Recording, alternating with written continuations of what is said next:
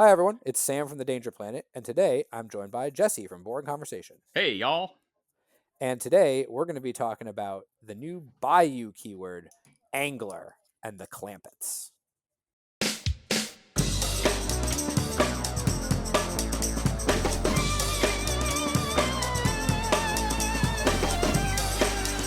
Hey everyone!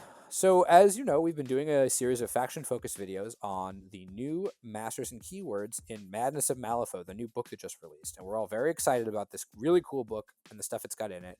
And I have probably not been excited about any crew as much as the new Bayou crew, the Clampetts and the ANGELR keyword. I love these guys.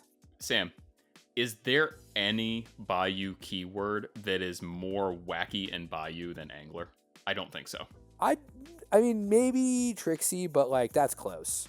Yeah, I mean, but anglers are just great. So the anglers are, fishermen. The Clampetts are a family of gremlins, and when I say family, I really mean a family. The master isn't one guy; it's two parents and an indeterminate number of gremlin offspring.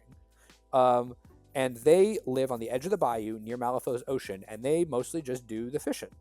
And so, for a large, portion of the history of the game, the Clampetts have basically just been hanging out here, catching fish, selling them, catching crocodiles, occasionally, getting eaten. Standard Gremlin Bayou stuff. And the return of the Burning Man, however, has agitated the gibbering hordes, which those of you who play the other side or are familiar with it at all will know is basically deep ones from H.P. Lovecraft. So we've got all these deep ones running around, kind of making a mess, and they have been drawn to the surface by the coming of the Burning Man, which means the Clampetts have been catching these things in their nets, and they are having the time of their lives now. I mean, these are fish that bite back. Yeah, for real. And I think from a lore perspective, to your point, it's definitely worth mentioning that this Gremlin clan or family is from a vastly different part of the world of Malifaux than we've ever really seen in the story. Right, they're right down on the edge of the bayou, and that's where the EVS Superior is currently docked. That's Maxine's ship. So we're going to see they're doing some standard Gremlin, experimentation later on. We'll talk about that, but the Clampetts, they don't have too much connection with the overall story of Madness, but it is mentioned that if it wasn't for the Clampetts, the gibbering hordes would have overrun the bayou a long time ago. So they are pretty much even though they don't realize it necessarily, they are the bayou's first line of defense against the forces of the Tyrant Meridian, the deep ones, the gibbering hordes. And I think that might become relevant later on, but even if it doesn't, it's a lot of fun right now. So we'll start with the Clampetts. Now, we actually on Danger Planet previewed this master, the Clampetts Fisherfolk, which is their original version. So we'll talk about them very briefly. But overall, the mechanics of the crew focus on tide markers. Tide markers are 30 millimeter severe markers. That's all they are. They're severe. They're not destructible, though, which is important to note. And they have the one extra ability, which is that if most models in the keyword, I think every model in the keyword has Chum the Waters, which says if they are in base contact with a tide marker, they get a plus twist on all their defense tools, which is not, the be all and end all, but it's pretty strong. It certainly means your opponent's going to need to cheat more. Now their defensive stats are not necessarily great, so this isn't going to just make sure an attack misses. If your opponent wants to guarantee the hit, they can just cheat and do that. But it is going to put a little bit more pressure on them to cheat with random chip shot attacks. And also, it doesn't affect willpower duels, or movement or height, the kind of more esoteric attacks. But this is the kind of thing that is going to never, I think, break a game open, but it's going to just sort of give you a lot of incremental value over the course of the game. Yeah, absolutely. And the way that it interacts with some of the resource generation that we'll see in the keyword is pretty cool. I think we're going to find that you're probably not going to have to cheat that many defensive flips, and when you do, you're probably going to have the cards to make sure that that you succeed. Yeah, and I think also the keyword, the tide markers have a lot of interesting stuff that they do with individual models. Like lots of individual Clampett models have specific things that they like tide markers for, or not even tide markers, just like severe terrain markers or just markers of any kind. So there's a lot of sort of somewhat synergy in the keyword with the tide markers that's maybe not explicit tide marker synergy, but just the tide markers make the crew play more smoothly. Yeah. So you're going to be dropping a lot of them, like a lot of them. This crew generates tons of tide markers, and they're going to just sort of, over the course of the game, affect the way you play in a lot of different ways.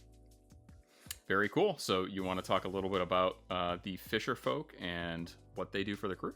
Sure. So we mentioned these guys before when we did the preview for this crew. The Fisher folk is the original version of them, and their key signature ability is use them as bait, which is that once per activation, when an enemy model comes into base contact with a tide marker within line of sight of these guys. Now, that's a very, I think, interesting wording, comes into base contact. Your opponent must either discard a card or you get to draw a card. Now, a lot is going to depend on how TOs rule that this works. Because if coming into base, I believe the wording "come into base contact" means if they move into it, if it moves into them, or if it drops on them. Yeah, I agree. think that's the most natural wording of it. That means you are going to be triggering this a lot. Basically, especially from the point when you have engaged into, started actually engaging your crew, so starting on turn 2, maybe turn 3, you're going to trigger this basically every activation. Which means over the course of the turn, you're going to be putting absolutely immense pressure on your opponent's hand, or you're going to be drawing a ton of cards. And this is a key central thing that this model does. It just generates those resources for your crew. I think that it's like you need to be aware what this is and how it works, and you need to remember it. Yeah, and anytime that you look at something like this, where it's like a this or that decision on your opponent's side of the table, a lot of people say, well, they're always just going to choose whatever the better option for them is, and that's true, but they can't just willy-nilly discard like low cards, like anything basically that's a 5 or better. They really need to consider holding on to that, because this crew does generate a significant number of simple duels that they might need those 5/6s to pass. So they can't necessarily pitch those cards unless they're looking at maybe like a 1 through 4 just to stop you from drawing a card. And the thing is, a lot of these abilities that give your opponent the choice are pretty bad, because your opponent's going to pick whatever's better for them. But what I think makes this one different is that it's going to trigger so many times per turn that they will not always have an easy choice. Exactly. Like I think the first couple times you trigger it, they're going to be like, whatever, here goes a 1, here goes a 3. Later in the turn, they are now going to have to start making difficult decisions. Yeah, definitely. So also so what this master does otherwise is pretty I think cool and well-rounded. I wouldn't say they have a specific strength. They're very mobile. They have a better version of leap. It's a leap that pulses out a damaging shockwave type duel when they land. So that's more that hand pressure you were talking about. And it also drops a tide marker with a built-in trigger. They also have a ranged attack that is not super damaging, but it has blasts, and whenever a blast touches a tide marker, you can draw a card. And it can also stagger everyone hit. Attacks that stagger with a blast or whatever is very, very good. You can hand that out. And then finally, they have Tongue Lashing, which is a very unique melee attack that attacks movement, defense, or willpower. Which, in practical terms, what that means is if your opponent has a nasty trigger, you can avoid it, and you will almost always be plus stat against your opponent. There are models that have 6/6/6 movement, defense, willpower, but most models don't. Yeah, and it's got some really nasty triggers too. I mean, mental trauma usually I would say is probably not going to be super impactful. It's going to build on the hand pressure that you're putting on your opponent with the use them as bait. You're probably activating with this model pretty early in the turn, so you're probably not going to get the 3 damage thing very often, but it is going to put a lot more pressure on your opponent. I think the real money, though, is the Whirlpool trigger. Yeah, just the huge amount of displacement that provides is very good. And because tide markers are severe, you can drop somebody in or surrounded by tide markers, and now they're in kind of a bad position in terms of getting out. Right. Especially if you staggered them so they can't be yanked out. I will say that hand pressure is one of those things that gets better the more of it you have. Absolutely. Like, if you have 2 models that do hand pressure, they will each become stronger if you add a 3rd model that does hand pressure, because sooner or later your opponent runs out of cards. So like if you do manage to activate these guys late in the turn and your opponent's hand is basically empty, mental trauma just turns their attack into a 5/7/8. Yeah, which absolutely. is not a reasonable damage track. Yeah, and because it's definitely not a reasonable damage track. And since basically every one of your models and potentially every one of your opponent's models is one that can put hand pressure on them, kind of in like a sideways fashion, I do think that if you do end up holding this activation till late in the turn, you could really, do an unprecedented amount of damage. Yeah. So we're going to, I would strongly suggest you check out our preview video on these guys because we go into a really intimate amount of detail on all of them. But I just wanted to kind of give an overview of how they function. But I'd like to talk about the title. Oh, yeah, absolutely. That's the new stuff. Let's do it. The title is the model from this book that I am the most excited to play. It's the Ballyhoo Bucket. And the idea is that the Clampetts, having seen the Expedition Vessel Superior, decided to make their own boat. And their boat is... functional? ? Yeah. It's very weird. It also has a wheel so it can go on land. Like, it's actually surprisingly fast on land. So the Ballyhoo Bucket is very different from the originals. It has armor 2, which masters with armor 2 are not super common, and they always pay for it. In this case, they pay for it by having only 10 health and defense 4. But they also have one other very good piece of defensive tech, besides Chum the Waters, which we've discussed, in Eye of the Hurricane. They are the first master to have Eye of the Hurricane. And that's the ability that turns off enemy auras, or your friendly models nearby cannot be affected by enemy auras. And this is a huge, huge ability. There are times when it won't matter, obviously, but enemy auras that affect your models tend to almost exclusively just be like horrifically nasty, devastating effects, and this just doesn't care.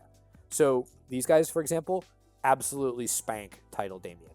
Yeah, and it gets called out here, there, and everywhere, but like some of the most disruptive auras in the game are Gravity Well and Hostile Work Environment, and you just kind of ignore those with your master and anything else that's near them. Yeah, they're really, really good at that.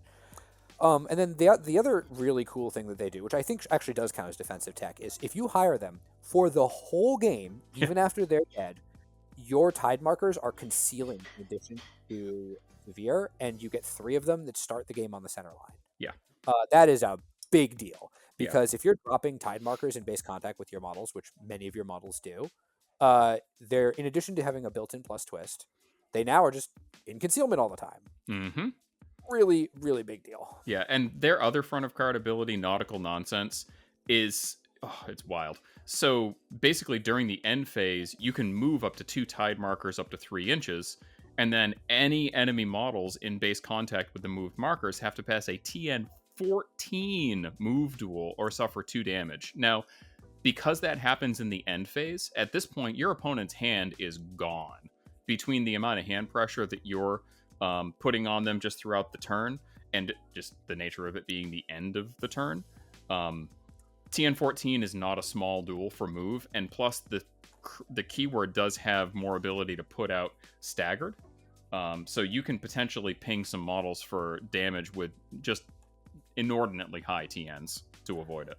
Yeah, and so these guys now, they don't generate tide markers as readily as some of the other models, but they do have some interesting abilities to do that. First, they don't have any tactical actions. These guys are all offense. They have first Caught in the Motor is their melee. It's a pretty standard stat 6, 1-inch engage, but it's a 3-4-6 attack, and anybody it hits gets teleported to be anywhere within 1 inch of the bucket, which basically means if you hit somebody with it, you can take them out of contention for your opponent to be able to rescue them by hiding them behind your 50 mil base. Or I think more likely what you're going to be doing is you're going to be moving them to be in base contact with Bruce for a latch on. So that Bruce can just sort of, they're effectively stat 7 at that point, and also maybe putting them in a tide marker so that they can just be like stuck in there and miserable. Yeah, and their crow trigger, if the target is in base contact with a tide marker, gets a positive flip on the damage on that 3-4-6 damage track. So they have a very, very high damage potential. And the way that works, you do the movement before checking if they're in a tide marker. Mm-hmm. That's just the way that trigger resolves. They also have a shockwave. It's actually the same shockwave Harada and Yatoro has, Crash Against the Waves. It's an okay shockwave. I don't love it. The big reason to take it is that it is their way of dropping tide markers. Yeah. It has a built-in trigger to replace the shockwave with a tide marker. So these guys have this ability to kind of pinpoint place a tide marker within 8 inches. Mm-hmm. It has other interesting triggers on it, like you can remove markers that are touched by the shockwave, or you can blow enemy models back, or friendly models, I guess. But mostly, I think when you're doing this, it's because you want to be able to place a tide marker. Yeah, this is something I don't necessarily think you're going to be taking all the time. You'll take it when you really, really need to get a tide marker somewhere. But, I mean, face card, I don't know how often this is actually going to get used. So I'll tell you when you take it. Is you take it when you're going to be using with Ono Ogopogo. Yeah. Which is, Ono Ogopogo is their bonus action. It is, in my opinion, one of the best bonus action attacks in the game, if not the best. It is a stat 7 attack against defense that has no line of sight or range. It affects someone anywhere on the board as long as they're within 3 inches of a tide marker. And what it does is it pushes them 3 inches towards the tide marker, and then ignoring severe terrain, and then deals 3 damage to them, which is a lot of damage. But what makes this extra special is if they're not within 3 inches of a tide marker, instead they are touching a tide marker, then you can get the mask trigger, which teleports the enemy to base contact with any tide marker within 8 inches of itself. So what this is basically for is you pick an enemy model that's, touching a tide marker, that you have either dropped using Crash Against the Waves, or by the many other ways this crew drops tide markers. And then you are teleporting them to be base contact with the tide marker that's next to the Clampetts, and then you're just absolutely murdering them with the motor. It is an abduction ability. It is nasty. Yeah, I mean, I would say that's one thing that is really going to make this particular master stand out is its ability to kidnap a model between the Ono Ogo Pogo bonus action and then its ability to, charge something and then caught in the motor, put it behind it. Like it can really pull key enemy models out of place, isolate them, and then the rest of the crew can just pigpile them. Yep. And it even has one more ability that kind of does that, Drawn to the Sea. I think this is one, again, you're not going to be using quite as often. It's a lot like Lucius's Down the Wrong Path. It's a stat 6 versus willpower, range 12. Can only target a given model once per activation, but you push that model 6 inches towards a tide marker, and then a friendly angler model can take a melee action targeting it. Yeah, and it's not another friendly, which is key. So you can have them take their caught in the motor attack, hit the enemy, and then place them on the opposite side, or we're in a advantageous position for them. So this is something I think generally I would, because this is an attack that has to hit, I would generally not do this if I don't have to, but sometimes you just need that extra movement. Basically, these guys really are, their playstyle really is fishermen. They're casting out a line, they're reeling in an enemy, and then, like any good fisherman, they're beating it to death. Yes, absolutely. I don't go fishing very often. I assume that's what you do. Yeah, definitely. So that kind of wraps up Ballyhoo Bucket. Did you have any other thoughts on them before we move on? They're really cool and fun, and I look forward to playing them. Yeah, and this is something that, I have to say, of the Madness of Malifaux masters that we've reviewed so far, because at this point we've already reviewed the Cavalier keyword, the Red Library keyword, and the Bygone keyword, and we see it again with the Clampetts. I would be perfectly happy playing either of these two titles. I think they both have unique strengths, but they're very balanced in comparison to each other. And that's something that I really, really value when I'm choosing keywords to bring to a tournament, is having that amount of flexibility. I agree. Yeah, I like these guys a lot. So we've talked about Bruce before. I don't want to, again, reprise the stuff we've already discussed, but I will say Bruce's big function is that he's a model with Latch On and Accomplice. So his job is to set up kills for your other models. However, I'll also say that if you're playing Title Clampetts, this is some of the very little actual card draw that is in your keyword. Original Clampetts has, several abilities to draw cards. Title Clampetts doesn't draw cards on their own.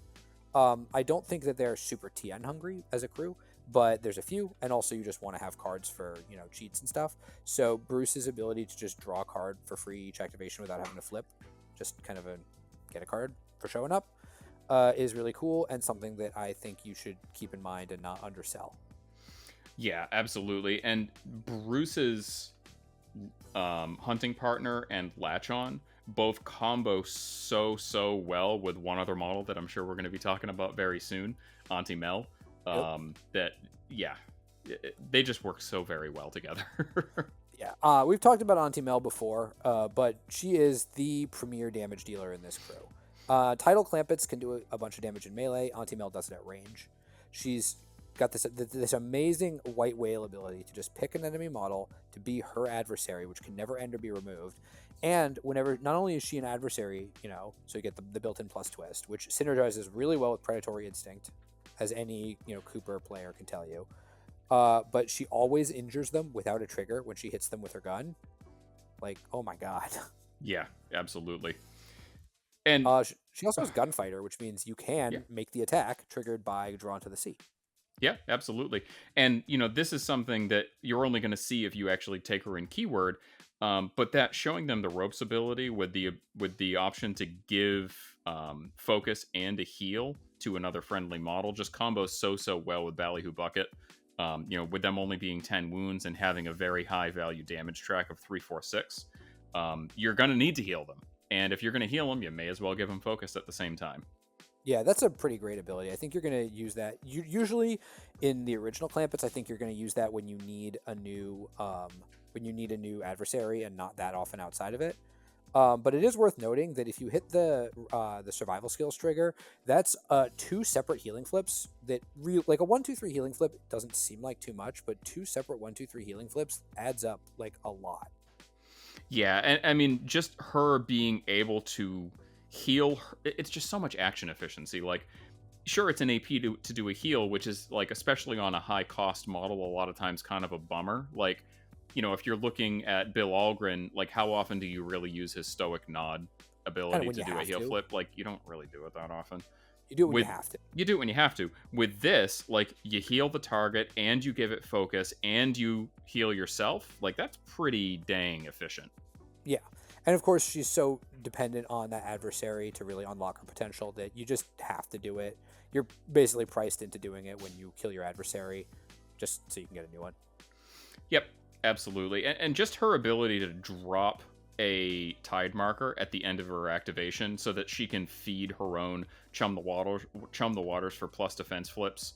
And we're going to find that there's a lot of passive ability to generate tide markers across the entire keyword. Very, very strong. Yeah, and I think that these ones are really good in both Clampets because they trigger use them as bait, and they're also a really good way to set up tide markers to do an Ogopogo kidnap. Mm-hmm. Absolutely. But now we've talked about Auntie, we're going to talk about Uncle. Yes. Uncle Bog is one of my favorite models. Right. Yeah, we haven't seen him because he wasn't teased, right? He was not teased. He's brand new. Uncle Bog is their annoying uncle. He is a very interesting grab bag of abilities because most of the angler models are extremely good at dealing damage. Bog does not deal a bunch of damage, but he does basically everything else. Yeah. So he has the standard Chum the Waters. He has inclement weather, so he drops a tide marker at the end of his activation. He has Chatty, which is nice. It disrupts opponent's ability to interact. He has Laugh Off, so your opponent can't move him, which is really strong in combination with aura abilities because you position him where you want his auras to be, and now your opponent is basically stuck with them. He can't push him away.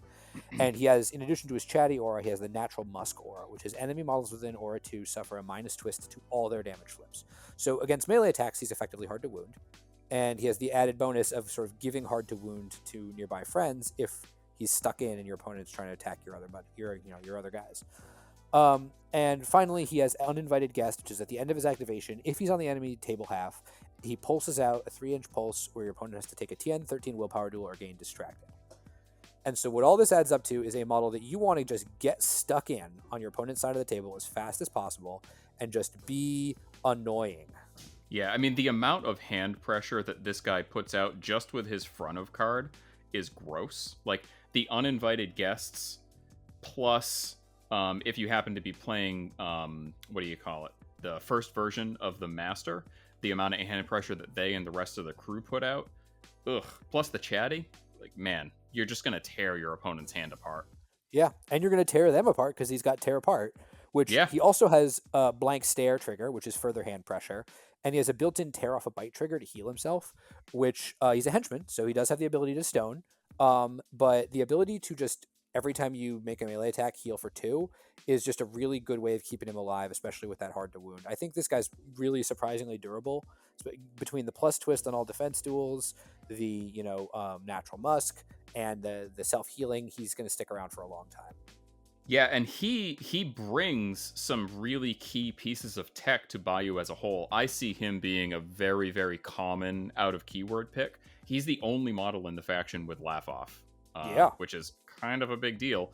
And then Chatty is great. Like, we have access to another Chatty model with fingers, but another option for a Chatty model that also does extra stuff. Like, you're not going to hire fingers out of keyword for Chatty because he just doesn't do enough for other keywords. This guy does something for any crew that he's in.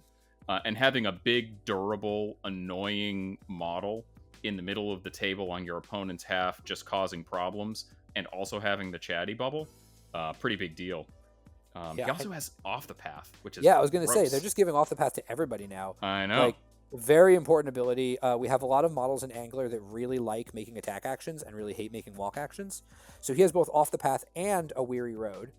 Yeah. Which gives him a lot of ability to push friendly models around. Although you do want to balance that against the fact that you are trying to get yourself across the center line, but you can also just Weary Road yourself. So, you can just Weary Road to get yourself an extra 3 inches on a bonus action. And then finally, we're going to talk about Richard. Boy, oh boy, are we going to talk about Richard. So for those people who are, very interested in the lore behind the abilities, Uncle Bog rides on an alligator named Lawrence, but Lawrence has a brother named Richard. And Uncle Bog likes to invite Richard where he goes. So once per game, with a 10 or higher of crows, you, as a bonus action, you may summon a Bayou Gator in base contact with Uncle Bog.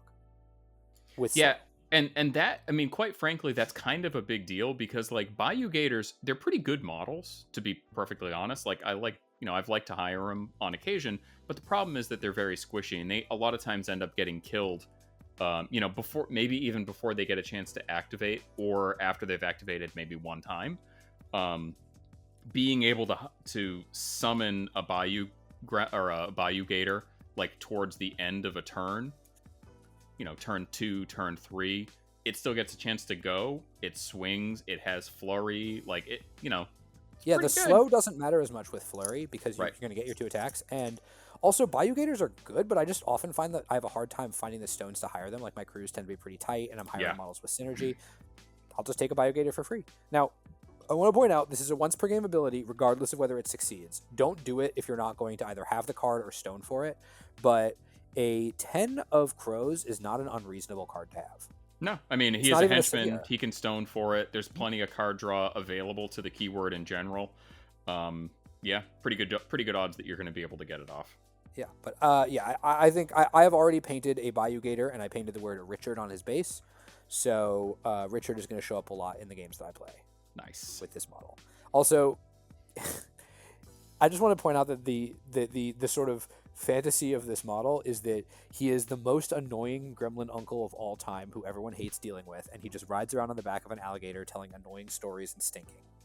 And it's very, very important to note that not only is he riding on the back of an alligator, he's riding on top of a recliner, which is on the back of an alligator. Right, that's true. He has his recliner on the back of an alligator. This model is my spirit animal because he talks too much and he stinks. Yes, absolutely. I dig All it. right. So now we're going to move on to the last, I think, of what I consider to be the core trio of named Angler models, Cervantes. Oh, this boy. model rules. Cervantes is a knight who rides on a gigantic snail. That rules. He is, as you might expect from a mighty and noble knight, he has a stat 7 2-inch engaged spear that, if you charge, is a 3/4/5. And you can, if you have a mask trigger, when you charge, you can either make it a 4/5/6 or make it a 3/4/5 that stuns your opponent. That's a very good attack. And you want to be charging with him a lot because he has the extremely well-named rule, Escargot, which is that when he kills an enemy model, he may immediately charge, even if he's already done at this activation and even if he's engaged. It is awesome. I could not love this model more if I tried. Now, there is obviously a downside. He is on a snail. That means his movement is 3. Yeah. Yeah, if your opponent staggers this guy, he's not doing that much. If your opponent staggers him, you are going to be the saddest person in the world. Now, he does have a couple ways to get around that. He has On the Move, which is at the start of his activation. He can move 3 inches, ignoring other models. And what that nets out to is if you're going to take a standard sort of walk focus first turn, he's effectively movement 6, which is pretty good. The other thing that's really good about him is that he has Heroic Intervention, which is a range 6 tactical action, looking for a 5, targeting an enemy. You get to push him up to 6 inches towards the enemy and then make a melee attack against them. So he actually gets a 6-inch charge. The thing is, though, it's not a charge. And because so much of the stuff on his card explicitly triggers from charging, not from like moving and attacking, then this is something that you're going to do, but there's a cost to it sometimes. Right. Yeah, I mean, a lot of times you're using it to get into position to get that first attack. But again, if you're not charging, yeah. It also has a really good trigger that I think you're going to use a lot, which is almost like a super stagger, which is it's a tome trigger, Snail's Pace. Until the end step, enemy models that are engaged by this model, and it's a 2-inch engage, can't be moved by other enemy models. So it's like an AoE. It's only half of stagger, but it's an AoE and it can't be cleared by condition removal. So, especially if the model's already activated, you can just get in there and be like, you're stuck with me. And then finally, he does have Bait the Waters, which is a kind of a neat ability. It's range 8, it's a bonus action, stat 6 on willpower, pushes the target 3 inches towards a friendly angler model. And I just want to point out here that the math on this, they have to be 8 inches away. If you push them 3 inches towards you, the maximum distance they can be is 5 inches away from you, right? And then you can charge 3 and have a 2-inch engage. So if you can hit somebody with Bait the Waters, and there's no severe terrain, you have a clear linear line between you, you can guarantee that you pull them into charge range. Yeah. And he does have the Captain's Challenge trigger, which the only other model in the game that has that is Dread Pirate Zip, the second version of that. And essentially, just in case you haven't seen it, how it works out is, until the end phase, enemy models other than the target get negative flips when targeting this model with actions. And it's not just attack actions, it's like any actions. So that's a really, really big component of how you can keep him up. He does have armor 2, but he is only 7 wounds, and he's armor 2 and self-healing, but he's only 7 wounds and he's not a henchman. So if it's after his activation, he could very easily just get pinged down because he just doesn't really have a very high wound count. This is kind of the chief way that he would prevent that from happening. Now, I will say he's very vulnerable to shockwaves because even though he has a bunch of movement tricks, he's still only movement 3. If your opponent has a bunch of shockwaves, you're going to have a bad time. Now sometimes, he can't gain distracted, or so, some shockwaves aren't going to affect him that much, but that's a pretty minor and situational ability. I don't think that offensive distracted is super common in this GG. I will also say with him, it's the Captain's Challenge is really strong, but he also has some of the only card draw that's not on a Master's card in this keyword. Yeah. With Caught One, it's on his bonus action. If after the target moves, they're within 2 inches of severe terrain, which you'll remember includes a tide marker, you draw a card. So there's just a little bit of card draw. This guy does a lot for 8 stones, which is, I think, not an unreasonable amount of stones. He has an incredibly dangerous melee attack. He is surprisingly mobile. He's very durable, and sometimes your opponent is going to have a cluster of not super strong models, and you're just going to go absolutely berserk. Yeah, and this is a model that, for that first turn, you might have a little bit of trouble with the unpack, but Bayou now has enough access to ways to move their own models into position before they activate that I don't really think that you're going to run into that problem too much with him. Yeah. Also, with Uncle Bog, you can push this dude 3 inches with Off the Path, then you can push him up to 8 inches or 3 inches with Weary Road, up to 8 inches with Off the Path, then an extra 3 inches with On the Move. So he's gone 14 inches before he's taken any actions for the turn. So, absolutely. Yeah, I really like Cervantes. I think I'm going to take him all the time. Plus, he's a knight on a giant snail, dude. I mean, what more do you want? Yeah.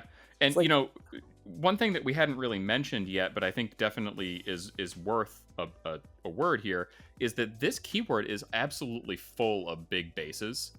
But unlike, Ulix, for instance, that suffers from kind of the big butts problem, this keyword does have enough ability to move their own models around that I think that they're probably going to be okay most of the time.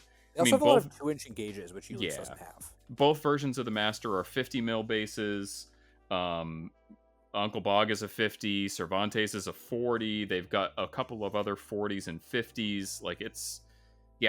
Lots of big models. Big butts. Yeah. So you want to talk about the Hwacha? I do want to talk about the Hwacha. This model is really, really good. Yeah. Judd and Honey. Judd and Honey. This is the shared model with Cavalier. Judd and Honey is a model that is very interesting when you look at them. They have crappy stats. They do have armor. They're 5/5 defense and willpower and only 6 health, but they only cost 6 and they have armor. The big thing that Judd and Honey does is their attack has an 18-inch range. I believe that is the only attack in the game with an 18-inch range at this point. Trash cannon. That is just trash cannon. Oh yeah, trash cannon. That is an unreasonable range. So they have some other stuff. They have stand and fire, which is enemy models that they resolve a charge action within aura 8, suffer a point of damage, so they'll be pinging out some damage. They also have the ability to ignore line of sight and friendly fire on any of their actions at any point. If they choose to do that, though, the action gains a TN of 13. Rather, it either gains a TN of 13, or if it already had a TN, its TN becomes 13. Right. Right. And they have more than one action that has an 18-inch range, incidentally, which we'll get to. The other thing, too, is that I really like the shoot and fish in a barrel trigger, or I'm sorry, front of card ability. Mm-hmm. Basically, if a blast marker from their attack touches a friendly scheme, assault, or tide marker, they can draw a non-joker value 8 or less from their discard pile. So a lot of times those abilities that let you draw like a low value card or for from your discard or for like a 4 or a 5, which you usually can't use those for pretty much anything aside from maybe like an easy TN or just discarding to enable another ability. And 8 is not an insignificant value card to just pull into your hand for free, though. An 8 is sometimes it's going to be an attack, but often an 8 is going to be passing a TN, or passing a simple duel generated by your opponent. Yep, and it's just high enough that you can, reasonably speaking, hit with an attack with it. Yeah, and also if you cheat it for damage, it's moderate. Yeah, absolutely. So an 8's a real card. This gives you some card draw. I don't think this crew has a ton of TNs, but it does have some. And it sucks to not hit your TNs. So, but yeah, the Hwacha is the big attack. Now it is an 18-inch range attack. It's only stat 5. It's a 1 blast, 2 blast, 2 double blast attack, which means very low damage, but it has a built-in trigger that you may choose to take that removes all the blasts and just makes it a 2/3/4. So I think that there are 2 uses for this attack, or I'd say 3 uses for this attack. One is, if your opponent has a totem that matters to their game plan, like Luna, just kill it. Like first activation of turn 1, walk up, kill it. On like wedge deployment or something, you don't even have to walk on wedge. You just take the shot. Like there are a lot of crews that have a totem that has 4 health or less, and that maybe doesn't have the best defensive stats, but that you really want to survive for a turn just because it does stuff. And Judd just says no, like blam, you're dead. Yep. It's basically like a mini Seamus for Bayou, where you always, as the opponent, have to be very aware of where usually your totem, to your point, is, because you can hit them at 18 inches ignoring line of sight, which also means that you're going to ignore other things like cover and concealment. So basically, if you don't ignore concealment if you draw the line over it, right? How does that work? You do. Yeah, yeah, unless they get concealment from an effect like sputtering exhaust, then you would also ignore the concealment. Okay, that was what I was thinking of. Yep, absolutely. So, basically, if your model is within 18 inches or 22 inches, if you just take a walk first, there is a very real potential that this model can just straight up kill a 4-wound totem with no other defensive tech. Which, to your point, like if you're playing McCabe and Luna dies first activation, you're screwed. Yeah, like a lot of this stuff, a lot of these models, when you're getting into sort of like high-level Malifaux, you think about killing models in terms of activation control. So killing models before they activate is really good. Killing models before they activate turn 1 is a completely different beast. It means that this model, there are a lot of models in the game, I think, that really only need to activate one time to give the crew value. Luna's, I think Luna, we keep talking about her because she's the archetypical example, but like there are a lot, like Penelope, another dog. There are a lot of models that are like that, like that just don't want to, that like you want to do something with them turn 1, and then you maybe don't care quite as much what happens after that, but you care about that. So that's use case 1. Use case number 2 is it is a ton of blasts. This crew is so good against Tiri this model is so good against Tiri because you just strip all that shielded. Like you can realistically strip shielded off of 3 models turn 1. which is just going to really screw her ability to get that setup going. And then on subsequent turns, again, you strip shielded before the model activates. But even if you're not stripping shielded, you're just spreading damage around. Yeah, and it's probably not something that's going to be super impactful first turn because your opponent's going to have a bunch of cards in their hand. But if you find yourself, especially in like a wedge or a flank, having a shot or even potentially 2 shots with the Honeycomb Hwacha, and you don't have something you can just straight up kill, being able to take that compressed nets trigger and drop a couple of massive net shockwaves right in the middle of their crew at the start of turn 1 to give out a bunch of staggered can just absolutely kneecap a crew. Yeah, that was what I would consider the third use case. Now remember, that's a once per activation trigger. Right. But it's an after resolving mask, so you don't actually need to hit. You just need a mask in your hand. And if you drop a shockwave in the middle of your opponent's crew before they've unpacked, it is not unreasonable to expect you're going to get 4 or 5 models in that shockwave. And making them take 4 or 5 duels that they absolutely have to pass, because if they don't, they're staggered and their unpack just sucks, is going to absolutely slaughter their hand turn 1. Yeah, absolutely. And then you combo that up with the Fisher Folk and all the hand pressure that they can put out, which we've already talked about ad nauseum. Yeah, gross. And I mean, this guy does other stuff. Like, he also has Blow It to Hell, which I think is an ability that's somewhat less important here because it's not a solely ranged crew, but like Auntie Mel really doesn't like her targets having cover, so why not take it away? And you also can remove a bunch of, destructible terrain if you're in that matchup. Yeah. And he also has Signal Flare, which is a very cool tactical action that it's an 18-inch range that either heals a friendly target or pushes them towards Judd and Honey. So usually that's going to be pulling models back because Judd is speed 4, and frankly, with an 18-inch range, doesn't have a lot of incentive to take walk actions for the whole game. Yeah. But you can either pull dudes out of melee or out of danger, or you can just spread out a bunch of healing, which, as we've discussed, this crew has multiple armor 2 models that really like being healed. Yeah, and it's because the push isn't up to, like, if you not to say that you necessarily want to be using Judd's AP to do heals, but there's no reason that you can't. I mean, it's an 18-inch range, 1, 2, 3 heal that you can make ignore line of sight if you don't mind bumping the TN up a little bit. By the way, the 8s that he draws are exactly the value he needs to hit the TN if it's bumped up. Imagine that. Little synergy there. Yeah. Yeah. Same thing with the Blow It to Hell, incidentally, and the Massive Net. I didn't really realize that. But yeah, the 8s that he draws can make him pass any of those 3 simple duels, even with the bump in TN. Yeah, Judd and Honey are an incredibly well-designed model that's just like very pleasing to look at the design. They have a very specific use case, but there's enough situations where that use case will come up that I don't think their use is narrow, and they cost 6 stones. That is not a lot of stones. That is, you can find room in your list for this. If you can't find room in your list for this model, you need to look at what you are considering your mandatory hires, because I think it's very unlikely that you will have a list that doesn't have room for this if you're playing Angler. And frankly, I can see it out of keyword a bit just because it's so good in certain matchups. Like if my opponent declares McCabe, I would strongly consider just out of keyword hiring this guy, specifically on maybe not on corner, right?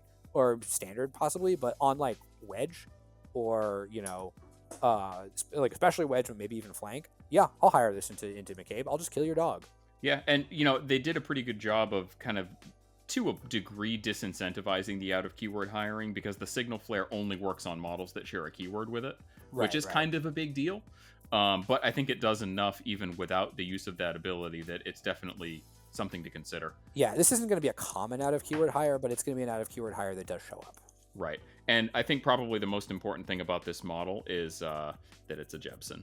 Yeah, he's a Jebsen. The Jebsen family has this weird mechanical identity as models that don't really have their own thing but show up in other crews. Yeah. I don't get why this guy's if we had an a angler. Jebsen keyword? That would be hilarious. Yeah, I don't get why this guy's an angler. I gotta say I don't. I think that he's an angler because they wanted to have the Hwacha for Cavalier, and it's way more fun to have this model in the Bayou than it is in Ten Thunders. Yeah, no, but what I'm saying is he doesn't seem to have a connection with the angler family. I wonder if he's maybe he just fishes with the dynamite, I guess. Yeah, I guess fish so. in a barrel. I mean, he does have a rule entitled "Shooting fish in a barrel." He does. There we go. There's our mechanical linkage. We found it. There it is. Okay, so that's I think the stuff that we really want to talk about in the Angler keyword. We very much encourage you to check out the preview video because having seen the whole keyword, I think our analysis of the models that were presented to us as previews does hold up.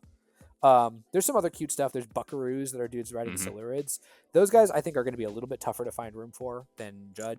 But I think that's largely just a function of the fact that all of the models in the Angler keyword, the named models, so like all the non-minions, are so good. Yeah. Yeah, and I think that's the last of the models that we didn't see teased prior to the release. I mean, yeah, they're cool models. I don't really think that there's a whole lot that we need to talk about with them. They kind of do the same thing that silurids do, but in a slightly different way. Some people think that they're just straight up better than silurids. I don't necessarily agree. They're a bit more durable. They're a little more durable. They're a little less quick.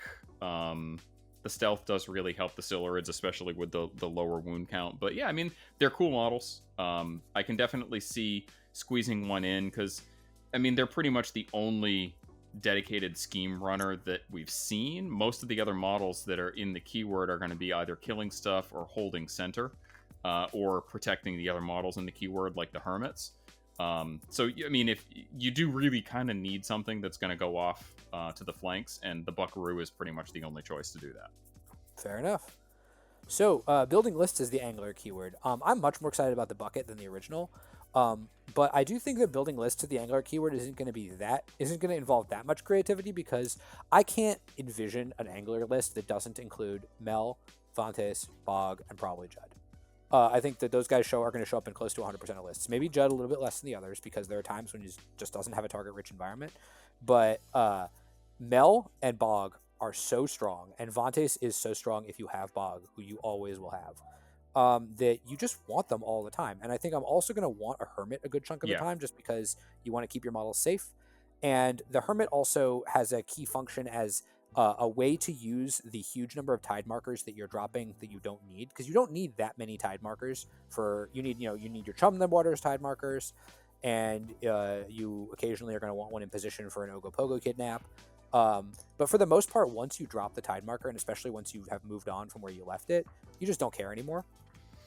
But yeah, being able to turn all those into hazardous is pretty awesome. That, but also just use them to move. Yeah, like the hermits are fast when they have that ability to scuttle. So I really do like the Angler keyword. I think that when I'm out of keyword hiring into Angler, I'm probably going to just be taking standard Bayou All-Star out of keyword hires, like the Emissary, like Gluttony, maybe Sammy, stuff like just stuff that like I already hire in specific matchups.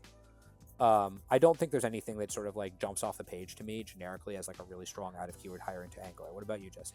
No, I mean, I really feel like this keyword kind of covers its own bases pretty well. It's got healing, it's got resource generation, it's got good solid minions, it's got the ability to scheme, it's got damage potential. I think especially if you're playing Fisher Folk, I would very strongly consider bringing Bryn in. The Arcane Reservoir is never a bad thing, and with the sheer amount of card draw that you can get with the Clampetts, being able to thin the deck out with a Calculate, it kind of does the same thing that it does with Ma, because she has a lot of card draw as well. You calculate early in the turn, and then you get even more value out of the cards that you're drawing. So I do think that there's some good play there. They also will play pretty well with Hermits.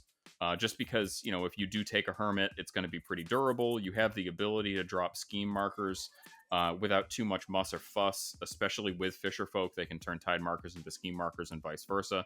So that kind of helps you fuel the pulling the strings bonus action.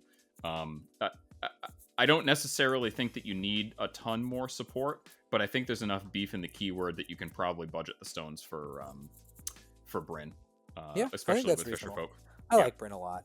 I also just think generally this keyword, like the way these games are going to play out, is very much going to be just it's very much like a Magic the Gathering mid-range deck. Like you're not trying to combo somebody off. You're just drawing a bunch of cards. You're pressuring their hand, especially with the first one, and you're just getting up there and making a bunch of really high value attack actions, and your opponent's going to have a hard time with it. It feels like it's very strong, like very, very strong. It wouldn't surprise me to see some of these models adjusted at some point, but it also just feels like kind of good, clean Malifaux.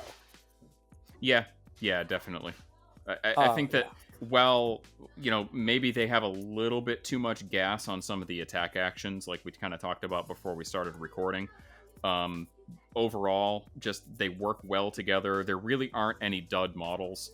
I think after having thought about Skulker skins a little bit more, I do see a reasonable number of crews that I would consider taking one in. Yeah, I think I feel like I might sometimes going to just be priced into them because I don't have enough stones left for something bigger than a Skulker skin. Yeah. And in those situations, like, I don't think they're awful. I generally don't like spending 5 stones on a minion that's that easy to kill and that has that low an impact. But like, I can see them sometimes doing a thing.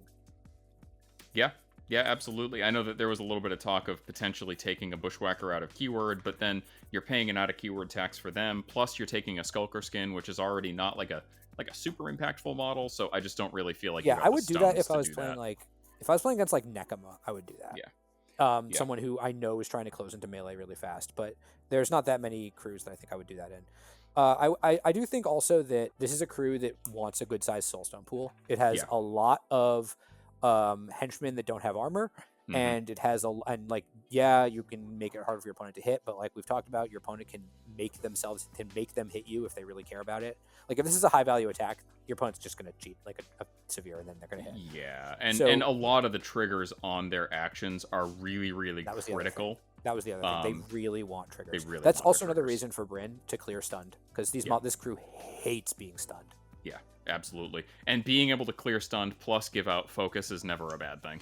Yeah, absolutely. So playing against them, I think that people's instinct when they're playing against this crew is going to bring marker removal. And if you don't have basically the only marker removal that I can think of that is like remotely capable of doing this is like big AoE marker removal that doesn't care about destructible. So that's that's like the Lucky Emissary in the Bayou Mirror, and like maybe Draken Troopers. I'm sure there's some other options, but there's not it's that level of marker removal, because frankly, your opponent is not spending AP to drop tide markers, and they also are just able to make so many of them that they'll have them when they need them. Yeah. You are not going to stay on top of the tide markers with marker removal. You just aren't. It's impossible. It's a losing that would be battle. Also a potential fix for the crews, making them destructible so you could blow them to hell. Yeah. But you are not going to stay on top of the tide markers. What I would say instead is you want attacks that target willpower, because like most Bayou models, this crew does not have exceptionally good willpower. Because if you're targeting their willpower, tide markers don't matter. You also want models that have the ability to stun, because as we said, this crew is very dependent on having very, very good triggers. So if you can stun them away from their triggers, they're pretty weak in that respect. And you want abilities that give you a lot of out of activation movement and maybe even laugh off, just so that you can not be abducted and killed, and you can kind of stay on top of the anglers, like weird angles that they can attack from. I do like the way that, Weird put together the keyword, in that it's not a keyword that every single model has armor, but I think that there's enough key models that have armor, even if you end up taking Fisherfolk instead of Ballyhoo Bucket, that having some armor ignoring stuff in your crew is going to be worthwhile against these guys. I agree, especially with the hermits. Like any attack could theoretically be take the hit onto a hermit. Yeah. That has shielded and armor, and it's for sure. They're pretty durable. So I would say if you're playing against them, attacks that target willpower, armor piercing attacks, attacks that stun, and also just ability to maybe not be abducted, either because you have laugh off or because you just can have the ability to rescue your models. You have maneuverable models. It's a little bit tougher for your opponent to just like grab somebody with an Okopoko tentacle and bring them into the own zone. So what would you say are some weaknesses of the crew overall? I would say that their biggest weakness is probably just situationally dependent on which crew you're playing. Like if you're playing Clampetts 2, it's a lack of card draw. If you're playing Clampetts 1, I would say that the biggest weakness is probably just that the models are kind of squishy for the most part, and they have no real good defense against willpower attacks. I would say generally as a weakness of the crew, their crew is going to be very samey with a lot of the same like high cost models. They're not really good at spreading out. and they really do want to be somewhat close to each other so they can benefit from the markers that they're dropping for each other. And they're not that fast. No. They have a lot of like cool little pushes out of activation, but Uncle Bog is the only model that can really accelerate friendlies. The rest of them are pretty slow and are going to have to take walk actions to get where they want to go. Yeah, and because most of the movement tricks for stuff are out of activation, it gives your opponent an opportunity to respond before that model gets a chance to activate. Yeah, like this is not going to be the kind of crew that does stuff like, you know, make a model fast, push it forward, and then it gets to push and charge, and now suddenly you're engaged from like 15 inches away, and you're taking hits before you really got to do anything about it. Right. I would say the other, and this is kind of interesting because, you know, if you take Ballyhoo Bucket, it's less of an issue because they do have the 3-4-6 damage track and they want to be kind of center. But you lose out on a lot of that kind of card draw and hand pressure. If you take the Clampetts, you really don't have that many models with super threatening damage tracks. It's basically Auntie Mel. Yeah, I mean, it's Auntie Mel, and I mean, she's kind of difficult to play against. Cervantes, if you plan for it, which you should always plan for dealing with Cervantes playing into this crew, like, you can kind of deal with him if you have the right tech and the right application of it. So at that point, you've just got a lot of like min 2 or even min 1 damage tracks. So you're not going to see multiple models that can just bomb their way through your crew. I'll also say that some of the most powerful stuff this crew does is stuff, well, not powerful, but like not some of the most, you know, high impact stuff that this crew does is stuff that you the player have control over, the opponent. So like the you know, use them as bait, mental trauma, especially with Clampetts 1. If you are drawing that's I'd say a weakness generally for Clampetts 1 is if you are drawing a bunch of cards on your turn, like incidentally, this, like you're playing Maxine or whatever, the fact that the crew has tons of hand pressure just doesn't phase you. And if you're able to feed the hand pressure, just discard the cards, the stuff that's pressuring your hand is very low impact. Yeah, I mean, they can generate a lot of duels. I mean, you've got a lot of move 13 duels, move 12 duels. You know, obviously there's some incidental damage that they can do, but a lot of it is going to be kind of pingy, and you as the opponent are probably going to have the opportunity to heal your models, pull them into safer positions. I think the one thing across both versions of the Master that you need to be aware of is the kidnap potential, because they can both, if you put a model in a bad position, they can both take advantage of it and really put your models in very, very vulnerable positions. I really like how different the two titles are here. Like, I think these two are some of the, I think among the madness of Malifaux Masters, these are some of the most different titles in terms of how they play. They just, like, you know, they do things that are totally different from each other, and the way you have to approach them is very different. And so that adds, I think, kind of a little bit element of, you know, leveling up somebody with your list selection and figuring out what they're going to take and what you need to take. So I really like the way these titles influence the play style. Even if the crews look the same, they will play very differently. Yeah, definitely. I would say, you know, as one close, I know we kind of got past some of the out of keyword hires, but one just occurred to me as I was looking at the two versions of the Master. I think that there can be a pretty strong case to be made for taking Trixie Belle as an out of keyword hire with either of these titles. For what, the lure? For the lure in particular. And then she also does have the coordinated attack trigger on her stat 7 melee attack. Especially if you take that with Ballyhoo Bucket, you've got that real beefy damage track. Or if Auntie Mel happens to be engaged because she has Gunfighter, she could take the old Thunder attack off of a coordinated strike. The Illomens is never a bad thing. I mean, that's one of the big ways that you can get around pass tokens is just by having a straight up bonus to your initiative. So that's always a consideration. Whether it's really super required, I don't know. But I mean, moving Trixie Belle up before she activates with an Uncle Bog off the path, just to get her into a position where she can guaranteed get a lure off, lure a model in, and then pounce on it with either Fisherfolk or Ballyhoo Bucket and further kidnap it is, your opponent has to be very aware of their positioning in a game like that. Yeah, so there's a lot of cool play with the Angler keyword. I'm really looking forward to using these Me guys. too. I would say they're definitely going to be in my rotation. And it's really cool because, you know, the three factions that I play, Explorers, what do you call it? Bayou. Thunders, and Bayou. I like all of the new masters in those factions enough that while I don't necessarily think they're the most powerful in the factions, they're definitely ones that I'm very excited to bring into my kind of core 3 or 4 masters that I take to an event.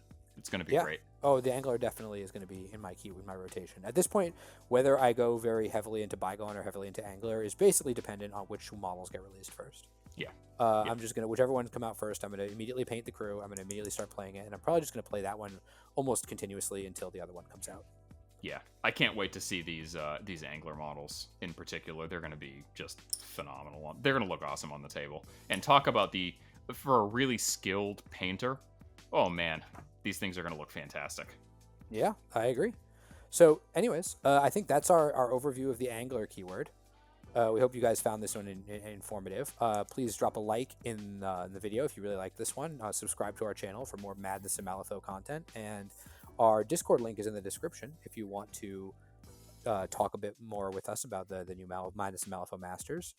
Also, Jesse's Boring Conversation podcast is also going to be linked in the description, and we think you're really going to enjoy that and get a kick out of it. So please just drop by and talk to us about your favorite masters. What do you think, Jesse? Yeah, absolutely. I mean, I'm active in both the Discords. There's a lot of really good conversation, in particular in the Danger Planet Discord and the list building channel, that I think pretty much any player at any level could get something out of. All right. Well, thanks for dropping by. Until next time, thanks for coming by the Danger Planet. Yeah, and as always, keep your conversations boring and stay weird, folks.